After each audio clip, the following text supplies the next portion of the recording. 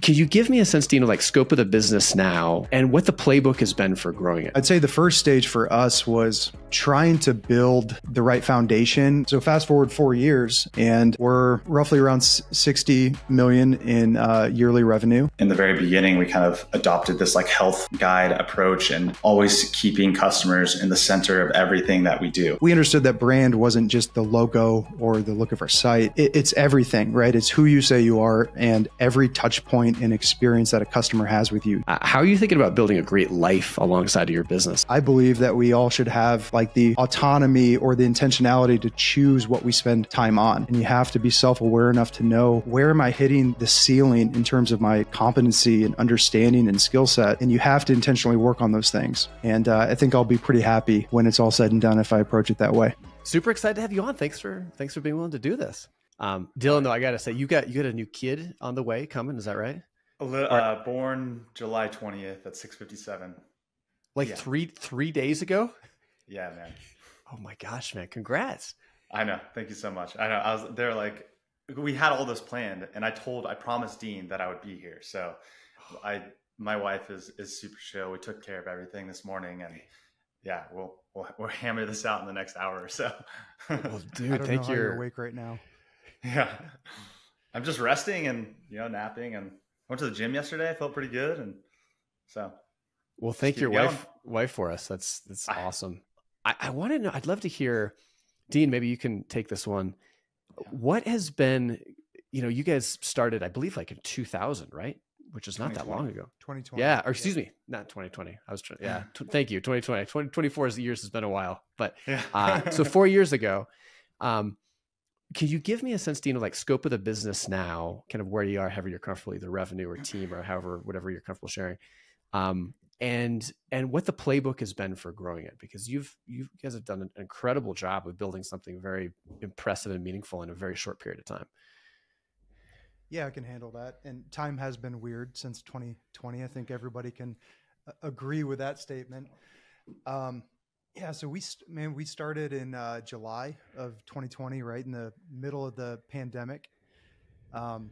Crazy times, and we were a very small team, only a few people, and we were in this small little rental home in West Austin, right in the city, and we were fulfilling orders out of there, just doing everything, working around the clock, trying to keep up. And we had a unique challenge that not a lot of companies have when they start. We are founder led. So our founder, Dr. Paul Saladino, had a pretty hefty audience at that time. And so when we launched the product in the time of COVID, we had kind of this cultural wave as well, where people were hyper focused on their health and kind of questioning, what was going on, what they've been told, is it real? So we had these sequence of events that hit at the same time, where we had massive demand right from the beginning. So, I'd say the first stage for us was trying to build the right foundation and get out of complete reaction mode into proactive mode. And that was probably the first year of the business, was, building our customer support foundations, building kind of our branding foundations, figuring out what works, what doesn't work, those kinds of things. And so fast forward 4 years and we're roughly around 60 million in yearly revenue. Team's about 30 people. We do have some full-time contractors on top of that in certain areas in marketing. And it's a much more complex business than it was in the beginning. From a foundational level, not much has changed in terms of our approach, I guess, because in the beginning, we knew that one thing was true. We didn't want to just become like an Amazon business. We didn't want to, we had a lot of people kind of telling us, like, go on Amazon, spin up your PPC. And we chose to invest our time and resources in building community and building brand. And so that's what we did. We focused on our Shopify channel direct, We did some health challenges, which was really cool. So we got the community involved in those types of things. We started a newsletter that wasn't, your stereotypical sales letter. It's very content marketing focused. Started a YouTube channel. We produced a film. We partnered with George St. Pierre on one of our products, Warrior. And so we took a different direction, and that's kind of the case now too, as well. As in a lot of ways, I see ourselves as a content company, because in order to, I think, scale in a really healthy way and build a resilient business, your earned attention really matters, and your owned audience really, really matters. And so that's our challenge now, breaking into new markets and stuff. How do we get the most out of that organically and not drive the business into a place in which we ignore those very important but not urgent channels like YouTube, and get caught into where we're only relying on kind of paid acquisition to grow the business. So I'm not sure if that answers your question, but no, it answers it a lot. And I that's one thing that was cool diving in and prep for this, was seeing your community that you've got, the challenges you've done, the newsletter. It very much struck me that you were taking more of almost like a media content approach to this. And I think that's the approach that's going to kind of be essential going forward. I loved the moment. I can't remember when it was, when you released the breakdown of the direct mailer that you got from us. I was driving to work and saw that podcast come up, and I saw Heart and Soil, and I was like, wait, what is this? And it was really cool to hear your experience, and then also just see our name out there in the world. You don't see that a lot. So really surprising. Yeah, no. And kudos to you guys on such a great brand and good funnel. And it's always, it's effective and good when you kind of are in the world and it's happening to you, but you can't resist the tractor beam anyway. I think that's a mark of like a well executed brand and system and product. I'm excited to geek out on it. Dean, I want to ask you kind of maybe to kick off the business part of this. It's always, I imagine you kind of talked about it at the top just a little bit, but the kind of weirdness and of hearing somebody go through your funnel in a very open and transparent way. Because sometimes, even if we're talking to customers, which we probably all of us don't do enough, but even when you do, they still, sometimes they tell you the honest thing, sometimes they don't. You don't always get that full journey.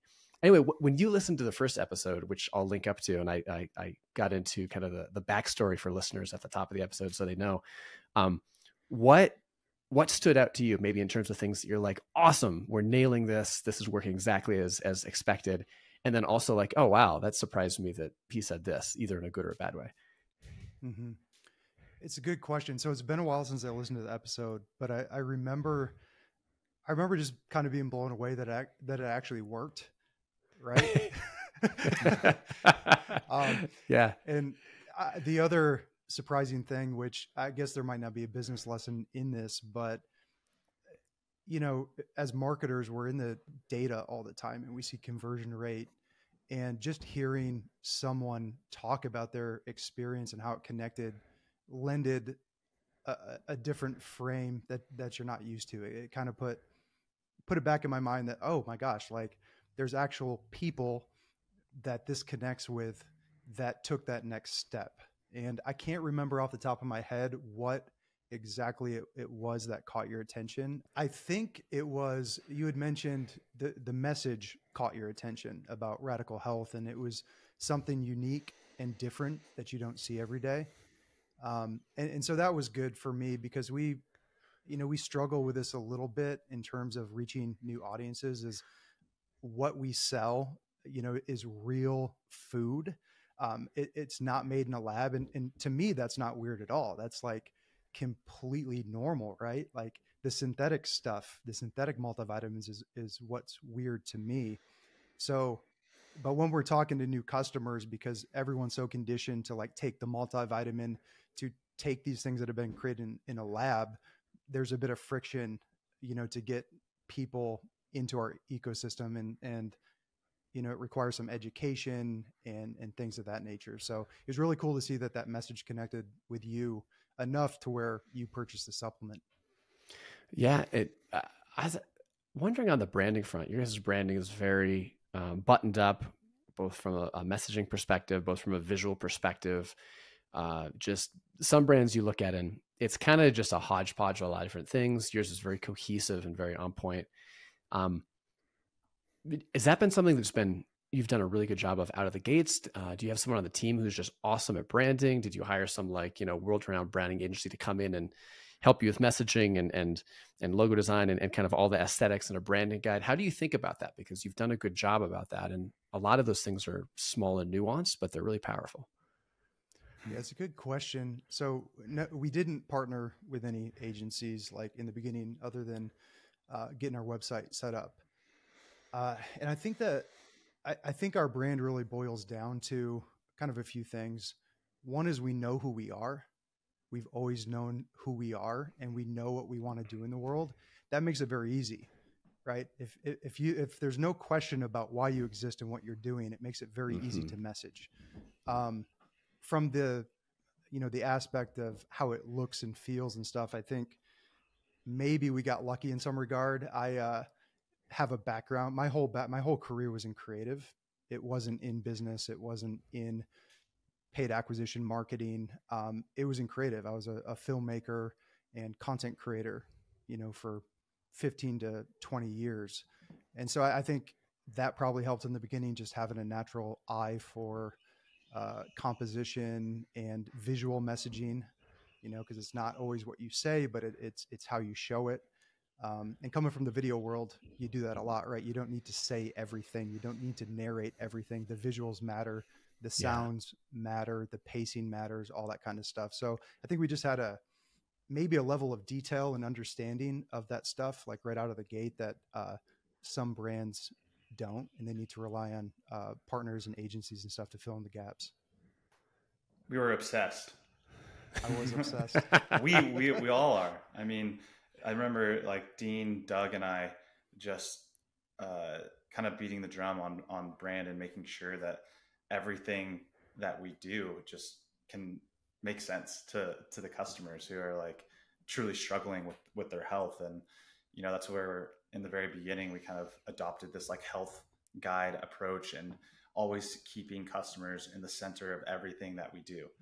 And, we started like that in the very beginning, and, Dean was able to bring in some incredible ideas, Doug, and then I had some just like real world medical experience, right? So I've been in the medical field for over 7 years now and kind of transitioned to all of this, but I just wanted to get people healthy, and the system that I was working in before this wasn't doing that. So I was able to spend all of my time and energy, thankfully, after meeting Paul, into creating something that was just that, like a system that is aimed towards creating health for individuals who need it. That was a huge void that I saw as a PA in medicine, and Heart and Soil has brought that to so many individuals, currently. I just wanted to interject this other point about branding that I think we got right that some people get wrong. We understood that brand wasn't just the logo or the look of our site. It's everything, right? It's who you say you are and every touch point and experience that a customer has with you. So it's how your customer service team communicates with your customers. It's their experience on the website. It's the packaging that they receive in the mail and that experience. And we knew from the start that was the case. It doesn't matter exactly what you say, it's what you do and how you do it. And we wanted to have very close alignment with like who we said we were and what we offered, which is a premium product, premium experience. And we wanted to make sure that we followed through on that promise and there weren't any gaps, because when there's gaps in those kinds of things, that's when experience breaks down. That's where trust issues, brand problems are created. So I think we did a really good job of, looking at the entire ecosystem, every customer touch point, and making sure there was alignment with who we said we are and what the experience was like with the customer. Dean, do you have a way, or Dillon, either one of you, you mentioned like the customer service side of things in terms of how important it is for brand. And yeah, I think it's really true. How do you think about, this is something we've been thinking about at eCommerce Fuel for a little while. How do you think about training customer service reps and also like measuring how well they're doing. There's very quantitative numbers like how many issues you solve and how many tickets you take care of and all these things. But to the brand perspective, like it's not about volume, it's about quality of responses and empathy and like tone and like taking care of people. And I don't know, maybe we'll get to a point where an AI bot can measure that at some point. And if we do, that's going to be I don't know if I'm gonna be excited about that or not. But apart from a manual overview of all of the person's tickets or interactions, it's super hard to gauge.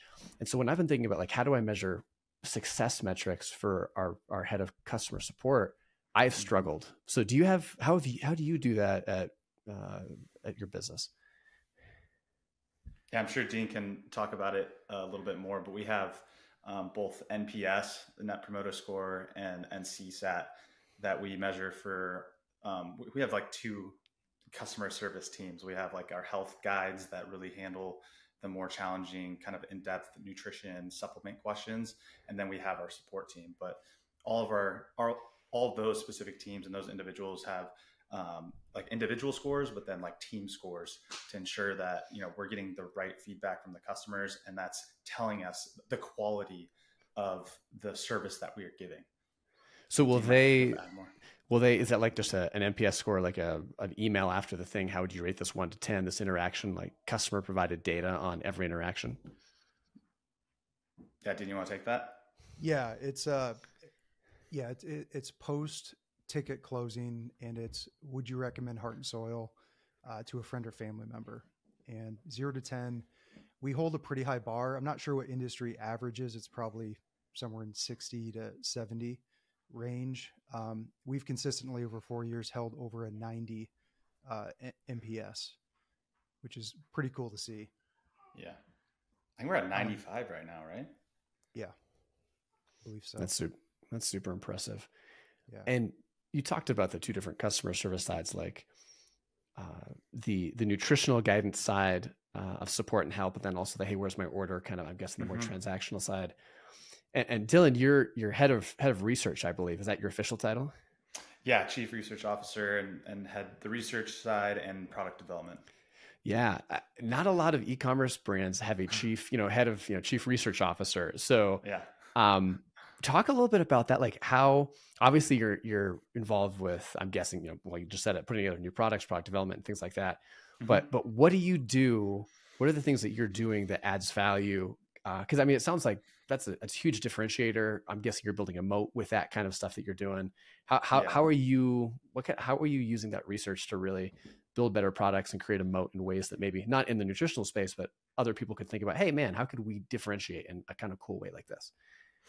Yeah, I could probably talk for hours about this, but I'll try to be as succinct as possible. But I'm always trying to stay ahead. Ever since the beginning, I've been always trying to think forward and not just be in the day-to-day urgent response. And we're always thinking of big projects. So one really big project that we're working on right now is like a full seed oils film, and helping people understand the problems that can come with consuming high levels of these industrialized seed oils that are in our food supply today. So I'm creating, I'm helping with that film. I'm creating essentially, I think right now it's like a 68-page white paper that goes along with it, deep dive. So we'll always think of, and my team specifically now it's slowly growing, but we're trying to think of like the big nutrition myths out there and break them down. Can we validate them? Are we missing something? And helping our team essentially understand that so that they can then disseminate the information to our customers, social media, newsletter, blog. And so we're kind of like that. We play that central role of like the content creation where we're just like going really big and deep into these controversial research, nutrition topics. So when you go out there, like, how are you thinking about research? I go an extra step and I look at history. Like, what have we been doing and there's, books on this, like thousands and thousands of years as a species. And, you just read texts like, I don't know, Weston A. Price, Beverly Hungry Wolf, like there's Vilmer Stephenson, like all these kind of like explorers of our kind of like traditional past observed, a lot of these cultures eating, lots and, bountiful amounts of animal meat, organs, fruit, honey, tubers, root vegetables. And over time, you kind of start seeing this start to play out with my kind of like personal clinical observation when I started treating people using this whole foods diet approach, and watching people just, what I was taught in medicine is either, people cannot reverse any of their disease. That once they're assigned, you have this chronic disease, that they will have this disease for the rest of their life. There's nothing that they can do about it except take this medication. And I was helping people reverse those types of diseases in a relatively short period of time. And those are things that you just can't unsee. So that's long-winded saying, like, it is a challenging world out there, and we have to just do our best. And not every literature piece is 100% conclusive. That's never going to happen. So we just have to be careful and try to just make paint a reasonable, logical picture of this whole story, right? Like, what did we do hundreds of years ago? What are we doing now? What's working? What's not working? Like, who's trying new things? And I would say and Dean knows this, I've never said this is the way. I'm always saying this is a way that people can adopt and be super successful in living a long and healthy life. And that's what we're seeing. Yeah. One of the things everyone has played with ChatGPT at this point, but one of the things I've loved it the most for is imagine you had an academic at a university who is an expert on every single peer-reviewed research article in every field. Yeah. And you can just get in there. And you can ask it questions in layman's terms, like, hey, give me all of the, in this case for, meat consumption or plant consumption, ask it questions, ask it about the studies. You can ask, hey, were they controlled for this? You can interact with like a huge body of research in a way you never could before. And obviously you got to be careful because it makes things up, but it's an amazing jumping off point to try to ask questions, ask it to play devil's advocate, to kind of find even the papers. It's just, it's so helpful in trying to understand the nuance in what is otherwise like often really boring and really long research papers. So people will say like research is interpretation. So it depends who's reading it, on how that paper is going to be, interpreted, and then the results be discussed. And that's everybody has their own opinions and their own takeaways from reading the same exact thing, right? It is challenging. Of all those that you mentioned, newsletter, community, all the things that you mentioned, YouTube, from a content perspective, which one of those, and I'm guessing you also supplemented that with some paid channel to get things top of funnel, maybe you can correct me if I'm wrong, but which one of those non-paid channels was most effective for you in terms of owned audiences? If you could only do one of those, or which one has driven the most attention and sales, which one would it be? It's a good question. I think if I were to take a slice of time from the start to today, it would be Instagram. Interesting. Okay, I would not have guessed that one. Why Instagram? Just because it's any particular reason you think it's been so effective? And this might be because of the nature of our business, but our founder's primary channel is Instagram. And so we were able to grow like our Instagram to, I don't know, what are we at, Dillon? Close to 400,000? Almost 400,000 followers. So, and I'm saying that kind of from a top of funnel awareness standpoint. If I were to choose something, down the line from Instagram, I think maybe newsletter. Probably the newsletter. Yeah, we have really high engagement. 60% open rates on that. The list, I think, is close to 150,000, 200,000. And that's been a real kind of needle mover for us. And again, it's not all transactional types of emails. We have the traditional transactional email flows and stuff, but we try to pack a lot of really valuable, high impact content for our audience there. Yeah. I was just going to say that's applicable too, that people can take action on, and, just kind of like distilling the information, from everything that we've gathered into actionable items. And do you have one person for each of your channels, like dedicated just to, like, for example, Instagram? For the newsletter, I'm guessing maybe even a team of people. You think about YouTube. How many people of your 30 to 35 people are dedicated just to content and kind of social media? Good question. We're actually reevaluating that now. And we can talk a little bit about that, the challenges that come with growing and needing to, I feel in some areas we kind of put one foot in, but our other foot's in another channel, and we don't have the focus that we need. On our newsletter right now, we've had one individual that we've worked with since the beginning. And so he writes all of our campaign content, all of our newsletter content, also handles SMS and our email flows. He has help. We have another person on the team who, works with him from time to time, but he primarily owns it. And how did you find that person without giving away too many trade secrets, or at least, obviously not trying to poach that person away, but I find that marketing is the hardest thing to hire. Like, you try to hire agencies, and man, you go into the forums in eCommerce Fuel, and man, the number of threads we have about people with bad experience with the agencies, particularly marketing agencies, is just, you could fill in a dictionary or an encyclopedia with it. It's because I think it's just really hard to do, to market. It's hard to market. It's hard to be a good marketer for your own brand that you know inside and out, let alone to do it for someone else's brand that you don't know. Anyway, where I'm getting at this is, how did you, any tips you have for hiring? Like, when you think about hiring marketers that have been effective, like that guy who runs your newsletter, what are you looking for? And how do you find people that are going to excel at that really difficult task of the business? Yeah, excellent question. And I will chime in on the vendor thing. The agency thing, we've definitely felt that on a few occasions. And before I get into the answer, I have some advice for agency owners or people who work with e-commerce companies. It's like, please ask some questions before you start giving solutions, and try to understand who you're working with. I experienced this so many times working with a new vendor, or just in the prospecting stage, where somebody comes in and they tell you exactly what you should be doing, but they don't ask any questions. They don't try to understand who you are. And we know, like, messaging is difficult. Messaging is very difficult.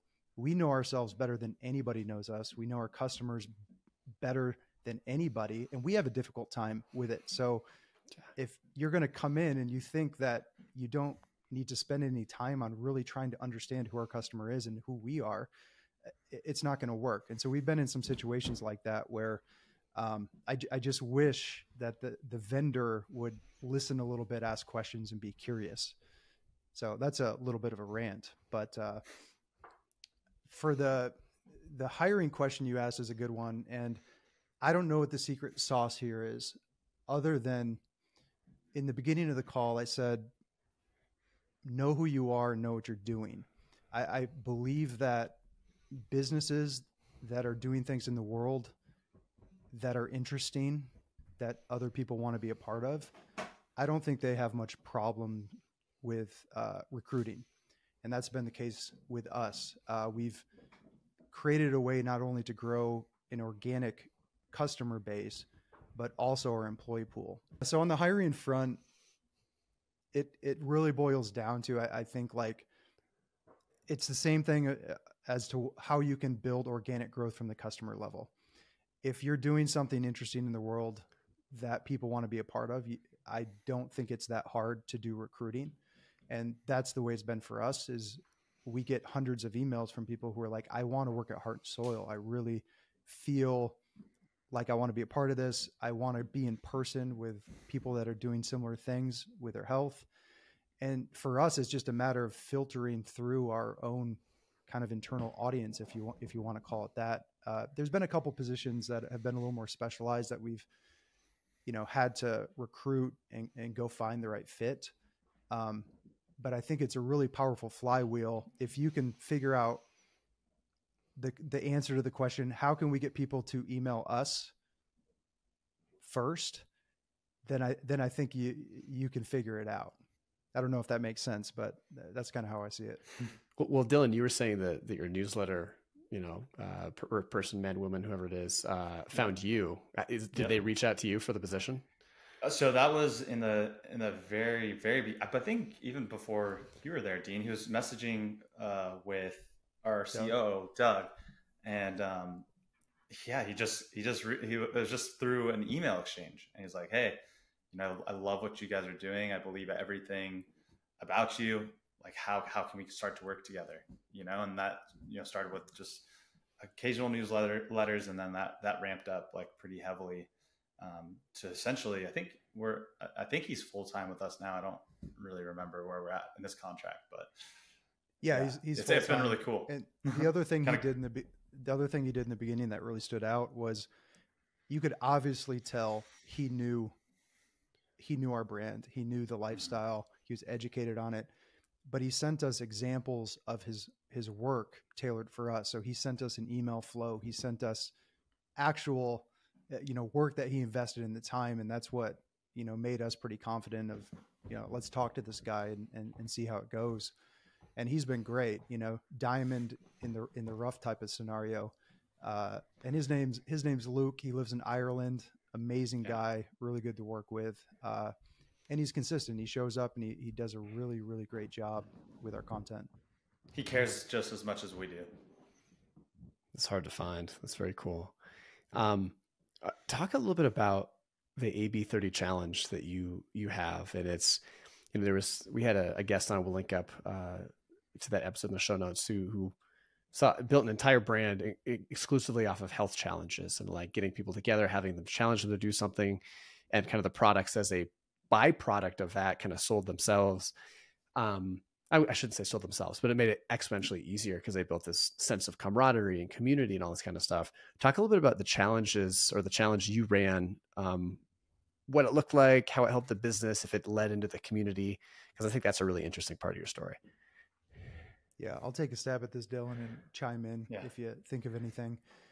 Yeah. In the beginning, we wanted to get the community together, right? We thought, wouldn't this be cool to bring our entire list together and do a challenge with them, and also forge contact points, if you will. It's one thing if the business is talking to the customer, but if you get customers talking to customers, new relationships are formed. And if you have an experience like through that, then they're going to talk about it, right? So we did our first 30-day challenge. I can't even remember when. It might have been 2021, and it was great. It was through Facebook, and we had, I can't remember now, maybe like 15,000, 12,000 participants in it. I think he's going to say a number there. Dillon, do you remember how we did that last minute? We had how many? I think 12 to 15,000 in it. Do you remember the last minute just effort to get all of those email flows and everything in place for that one? Yeah, that was intense. So is this from the challenge perspective? Oh, sorry. Go ahead, Dean. I was just going to say, like, don't let perfect be the enemy of good. We literally thought and launched this thing in like 5 days, and we were building the email flows and the communications with the audience as we were going through the challenge. And I think there's an important lesson there. It's like, sometimes it's okay not to have everything wrapped up and done in a bow and perfect. And it went well.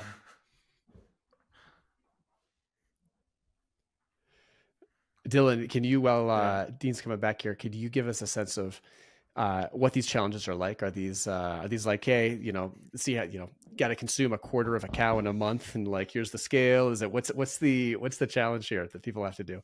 No, not much. It's definitely evolved over time. And it's becoming like, I guess, a little less sexy, because our 30-day challenge was really geared towards, losing weight. But from, my personal experience and helping people, like, losing weight is a byproduct of getting healthy. So we need to ensure that people are focused on their health first, and, targeting fat loss is the goal in the end. And it's very easy to do when you're healthy, but when you're in a diseased or chronically inflamed or high stress state, you're stacking bricks against yourself intimately. So in the beginning, our 30-day challenges were like, very keto focused, carnivore focused, eating enough, just meat in general. A lot of people just don't. And when I say meat, I say protein, right? Like, people just don't really think protein first. And we're trying to help people, like, if you're going to do anything with your health, hit your protein goals, and we say that's like a 1 gram per pound of ideal body weight. Which is a ton of protein. Like if you ever try to eat that much protein, it is shockingly, it takes a lot of effort to hit those protein goals. Yeah. Especially when you're not used to it. But it's so funny. I think of this one lady. She was, in our community. We were helping her, and she was at one point just consuming like 1,200 calories a day, nothing changing. Was like struggling with kind of like I can't lose fat. She felt stuck. And there's a term for it. It's called negative metabolic adaptation, when it's like you're in a chronically low fed, hypocaloric state. Your body and their hormones will change so that it is essentially in survival mode. And that's what it is. It is a survival mode where your body doesn't want to lose fat because fat is energy, and you're not giving your body the energy in. So it's going to hold on to the energy that it has so that it can survive until you get more energy, And this lady, we gave her kind of like this guide to get to where she should be for her, sex, age, activity level, etc.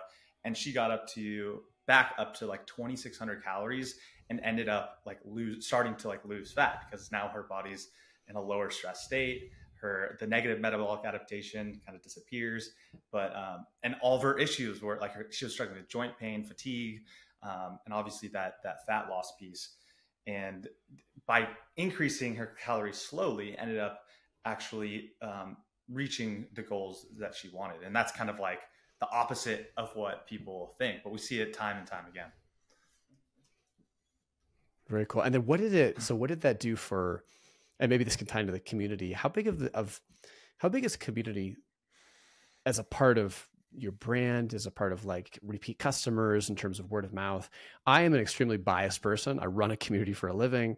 So I'm not objective on this front. And I think it's, if you're a carpenter, everything, looks like, well, if you're a hammer, everything looks like a nail, right? So I tend to think like, oh, hey, communities are so powerful and so important or can be so important for e-commerce businesses. But I also know a lot of times I've talked to multiple people who've been like, hey, we tried this as a community and it was a total waste of time. It was not a good fit for our brand. And it just, other avenues worked better. So realizing that as someone who's a little bit biased, how much of a role has it played in the growth and success of Heart and Soil, and specifically, what has it done to help? Yeah. I wish I could answer that question with like direct data, which is another challenge at our scale right now, is trying to take data points from different platforms and different areas and try to figure out like what is the actual LTV lift on a community member versus, somebody on subscription in our store that's not in the community. And I don't have the answers to those right now, which I'd like to know. But, from a subjective standpoint, you go in the community and we have roughly 25,000 people in there, and you see the conversations that are going on. You see the team, our frontline team also interacts with our customers there in the community. And I don't see anything but value. I see problems being solved. I see customers getting healthier. I see customers very excited to tell, their friend or family member about us. And so from that standpoint, I believe it has been very valuable. It's an interesting question because I was looking at something the other day and thinking about the value of a community on an e-commerce brand, and it's some things that we have in the pipeline, but I think the value of it might come like through having membership programs or non-physical products that you can kind of intertwine into that experience in the community. And so I'm not like completely sold that community is the end all be all, like most valuable thing that anybody can do for their business. But I think it can play a role in that if it's the right type of brand and product. One of the things I've found in running a community is so many digital marketers, online marketers, e-commerce store owners are very rightfully so, focused on attribution, return on ad spend, metrics. Is this going to pay off, et cetera. And community is like the absolute antithesis of that. Like there's so much, you kind of have to like invest into a group being okay, knowing like, hey, like I'm not going to be able to see where things work. Cause I think about it from like a friend group or like a large, it's just humans are complicated. We're not always quid pro quo. Like you can't tell how things travel, word of mouth. Like it is such a difficult thing. I think over a long period of time, it is an amazingly powerful and hugely ROI.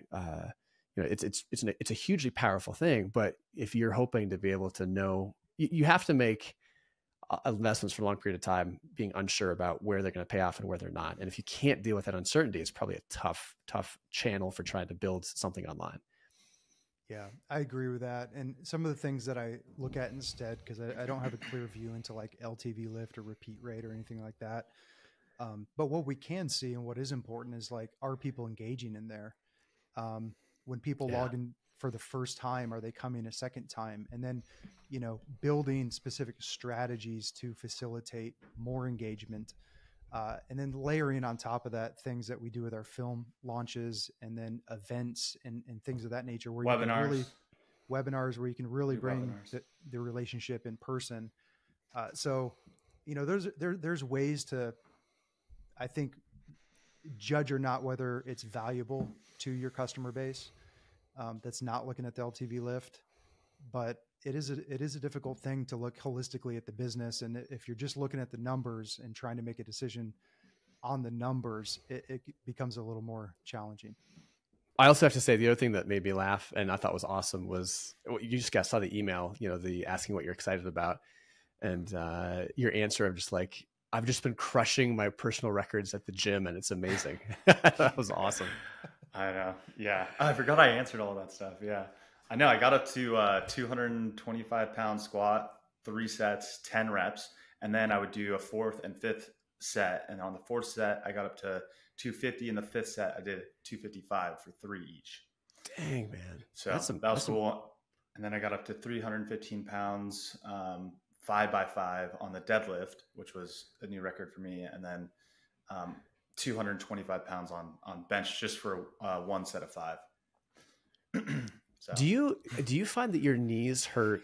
I'm a little newer to lifting, but do you find that you get knee pain when you do back squat at all?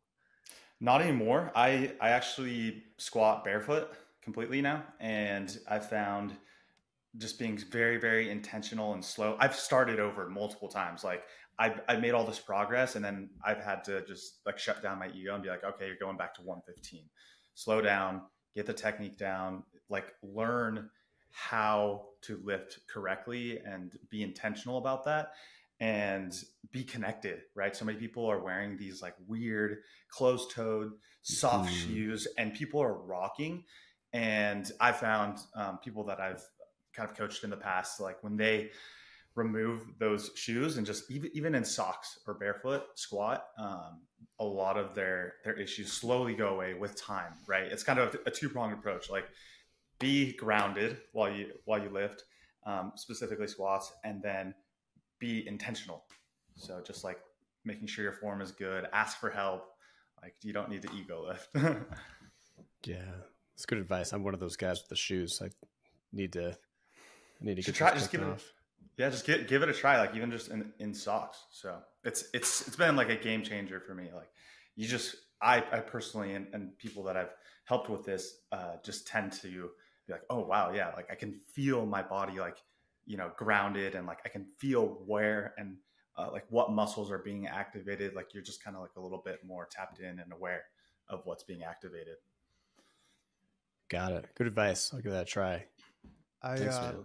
I was going to add in here. I know it's, e-commerce business podcast and we're talking about exercise, but if you were to know where Dillon was at 3-4 years ago, he's been one that's been really disciplined about getting up every morning and going into the gym and being intentional about it and not, doing too much in those moments, but like building and compounding like through that habit every single day. And I've seen Dillon get like so strong just through that daily effort. And I think that principle applies, in the business realm as well. If we're all practitioners of what we're doing and we're intentionally trying to get better every single day, if you rewind the clock 4 years, you've grown a ton. Yeah, I appreciate that. And this is why I love Dean so much, because he always ties it into the business lessons. And, I've learned a ton from Dean and I'm very new to all of this, business journey. No. And I mean, it's obvious about e-commerce, but just as important to me is like, how do you build an awesome life outside of work as well? Yeah. Dillon, can I ask you one or two more questions about that? Cause I think that's really interesting. Yeah, absolutely. When Dean was talking about you're just super consistent, can you give, and you don't have to get crazy details, but what's your kind of like your fitness routine look like? Are you working out every day? Because it seems like that might be hard for like having recovery. Like, how did you start slow and ramp up? Like if you were advising someone who has never lifted before, never had strength conditioning be a part of their life, and they're starting from scratch, like what would be the like 3 things you would really emphasize focusing on to be able to build up to where you've gotten to today? Yeah, I think, and I was there too in the beginning, you can get so overwhelmed with all the different ways to get fit and get healthy. And my number one recommendation is just go. Like, don't think about it, put on your shoes, grab a water bottle, and just go. Like, try things. You don't need to be perfect. Perfect is the enemy of good. And as long as you're just showing up every day, you're going to learn. And I think just starting and taking action is probably the best thing anybody can do, especially as a beginner. And then I'm kind of going through this same kind of activity with my little cousin. And if my little cousin is 20 years old, getting into fitness, and he's already taking action, and I'm like, be kind of what I said earlier, just be very intentional about like your form. Don't lift like crazy weights for no reason. Like, really try to sink in and be aware of the muscles that you're activating, that you're going after. You can just stick to the 3 basic moves, bench, squat, and deadlift, or, some sort of hip hinge exercise, and maybe throw in like an overhead press there. It can be 4 exercises that you do, every other day or once every 2 days. And just doing that up to 3 times a week in the beginning can bring massive results. Yeah. You don't have to know every single Olympic lift or lift out there in the world. Just keep it easy. I mean, even if you're just going and doing tricep extensions, like everybody can do a tricep extension, but barbell curls, like just pick things that are easy, that make sense to you, that are intuitive. Like, oh, I can see this. Maybe you watch a couple of videos before you go to the gym, have some on your phone kind of loaded up, and you're like, okay, I understand this movement, and I'm just going to practice this one movement. And then once you master that movement, go to the next, like whatever starts to connect, the movements in your brain the easiest is going to be the best thing that anybody can do. Yeah. The deadlift I always feel is like my nemesis, because I'm like the least flexible man in the whole world. Like, I try to I remember one time I went to my friend who's a chiropractor, and he's like, hey, touch your toes. And so I tried to touch my toes, and he started laughing at me, and he's like, no, seriously, touch your toes. And I was like, I'm trying, man. And he just busts out laughing. He's like, dude, I do this for a living. I see thousands of people a year. You are the tightest person I have seen in 5 years. Yeah. So it's brutal. I'm still working on that one. Yeah. I mean, for you, maybe you don't do deadlifts, and that's okay. And you just go to a leg curl machine. Find there's movements and machines that exist in a gym that, you don't have, I said the 3 big lifts, but if you can't do a deadlift, then go do a leg curl machine. And just once again, make sure that you're going full range of motion, intentional, and feeling all the muscles that are being activated through that movement. Yeah. Well done, man. Yeah. Gentlemen, last question for you here. We're getting ready to wrap up. Dillon already asked you about this on the kind of the fitness side of things. So Dean, I'm going to ask you this one.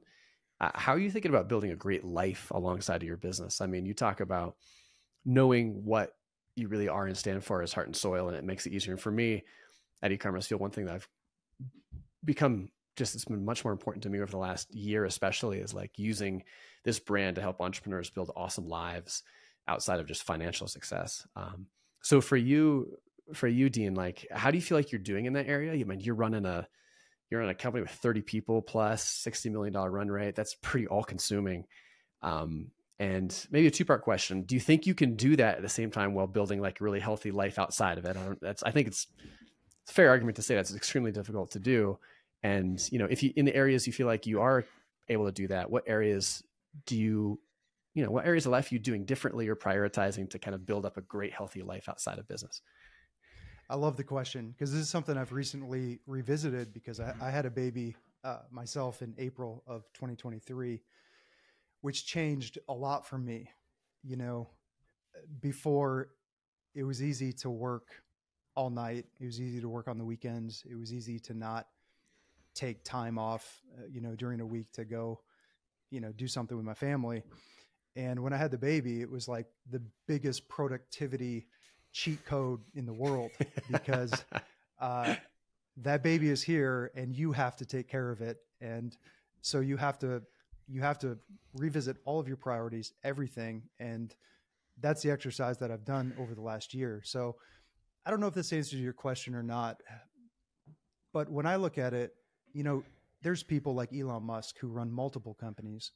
And I don't know about the kind of the personal life and what's going on, but we all have the same amount of time in the day. We all have 24 hours. And I believe that we all should have like the autonomy or the intentionality to choose what we spend time on. And so the biggest thing for me recently has been trying my hardest to set like a clear boundary where I'm going home at 5. And I'm not staying out at the office until 7. I'm going home at 5. Trying your hardest. Trying my hardest. Some days it's 5:30. But, I got pretty simple with what I want. Boils down to a few things for me. One is I want my daughter to have a great life. And I want to have a relationship with her until the day that I die. The other thing is the same thing for my wife. And personally for me, I want to know, I don't want to have any regrets to where like I didn't put my all into my career. And my career happens to be at the end of it, it's helping people with their health. And so I want to look back and have those 3 things. I want to have a great relationship with my wife, my daughter, and I want to look back and think, I did everything I possibly could. And in this growth challenge of being a CEO at this company, I wasn't a CEO before. Like I said, I was in the creative world. And, you get imposter syndrome sometimes. Sometimes you're like, can I do this? Can I not? But you got to break through that barrier and you have to be self-aware enough to know where am I hitting the ceiling in terms of my competency and understanding and skill set. And you have to intentionally work on those things. So it's just intensity in those 3 areas for me and not attaching myself to a specific outcome in the future outside of that. It's like, I'm going to do the best I can in the moment, in the day, in the month, in the quarter, in the year. And I think I'll be pretty happy when it's all said and done if I approach it that way. Love it. Dillon, go ahead. Yeah. Yeah. I have just one, I thought it was a very simple activity that anybody can do. And it's for 2 days, track everything that you're doing from when you wake up, the timing, when you wake up, how long you're brushing your teeth, how long you're on your phone, track everything and how long you're doing things over 2 days. And this was life-changing for me from like understanding my time perspective and where you're spending it. And you will realize that you have so much time. Now, obviously I'm going to need to do that again with a kid and I'm going to have to do some shuffling around, but doing that helped me understand like how to spend my time and where I can improve. And that was one way I could be so much more productive and more fruitful in the work that I was producing, especially when you have the everything hat on in the beginning of the business. Like before Dean was there, I was doing supply chain, Amazon, Shopify, everything, product development, everything. And I had to really understand my priorities and where and what I was spending my time on. Oh, it's tedious, but it's super helpful. It's super tedious, but it's kind of shocking. Like you said, like you realize, especially some things you realize too. I've done this more from a work perspective versus a personal life perspective. Yeah. But yeah, you realize, oh my gosh, I'm spending 7 hours a week doing X. X isn't that important. What am I doing? I'm crazy. Yeah, it's a great suggestion. Dean, Dillon, thank you so much. For those listening, I mentioned it at the top, of course, but heartandsoil.co is the website. Can you give a quick little shout out for, again, remind people what you do? Again, I mentioned at the top, but you'll do a much better job of vocalizing it. Let them know, again, what you do, who might be interested in checking out your products, and kind of just some of your, maybe one or two of your best sellers that might appeal to people before we sign off here. I'd love to do that. Go for it, Dillon. Yeah, we are a grass-fed, grass-finished organ supplement company. We believe deeply about health and guiding people to their healthiest state. And I would say our top products, well, my top products, but our best sellers are beef organs and whole package. But don't sleep on pure American liver. And for people who are listening who are like, beef organs and liver, why would I ever eat this stuff? We got Dean holding it up over there. Yeah. What is the 30-second pitch for like organ and liver meat? Like, why would people ever want to eat this stuff? Gram per gram, you can even just Google this or ChatGPT nowadays. Gram per gram, organs are the most nutrient dense foods on the planet. We freeze dry them, desiccate them, so under low temperature, low pressure, remove the water, keeps and naturally preserves all the nutrients found in there. So that's your vitamins, minerals, and there's things even beyond the vitamins and minerals that we're learning that are so health promoting. Plug for our glandular book that's coming out soon. And these foods have been forgotten. These foods have been traditionally eaten and are traditionally eaten in Eastern countries still, but these used to be at the center of our diets and they've been completely removed. And unfortunately, people can't tolerate the taste anymore. So we wanted an easy and convenient way to get real food solutions into our people's lives. Love it. Heartandsoil.co. Make sure to check them out. And Dean, Dillon, thank you for coming on and doing this. Congrats on building something very special. And and best of luck as like you're both setting out on fatherhood within the last year to 3 days here, pretty recent. So appreciate you coming on doing this and really enjoyed it. So thank you so much. Appreciate it, Andrew. Thanks for having us. It was nice to finally meet you in person.